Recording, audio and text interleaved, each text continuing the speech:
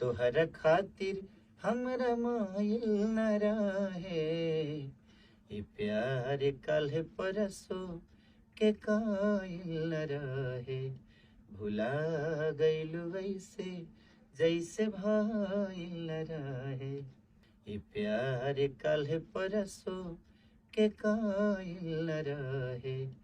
भुला गइलू वैसे जैसे भाईल न रहे। तोहरा खातिर हमरा मायल न रहे। ई प्यार कल परसो के कायल न रहे। भुला गइलू वैसे जैसे भाईल न रहे। ई प्यार कल परसो के कायल न रहे।